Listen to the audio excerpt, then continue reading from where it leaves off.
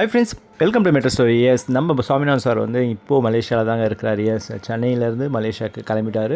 ஆக்சுவலாக அவர் வந்து night ட்ரிப்லேயே போயிட்டாருங்க. S, போயிட்டு ஏன் அவ்வளோ ஏர்லியாக போனார் அப்படின்னு பார்த்தீங்கன்னா, அங்கே ஆக்சுவலாக இந்தியன் எக்ஸ்போ போகுது இல்லைங்களா. ஸோ 9th to 13th அந்த டேட்டில் வந்து போகுது. இவருக்கு ஷெடியூல் பார்த்தீங்கன்னா 10th அன்றைக்கி, ஓகேங்களா. அதாவது இன்றைக்கி அவருக்கு ஷெடியூல்.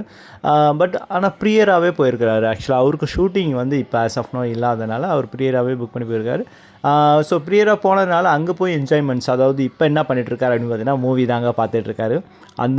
அதோடைய கிளிப்ஸும் நமக்கு அனுப்பிச்சிருக்காரு, எந்த மாதிரி மூவிஸ் பார்த்துட்ருக்காரு அப்படின்னு. ஆக்சுவலாக ஒரு ரேசர் மூவி தான் அவர் வந்து பார்த்துட்ருக்காரு. ஸோ இதாங்க அவர் தேட்டர்லேருந்து எடுத்து அனுப்பின ஒரு கிளிப்பு.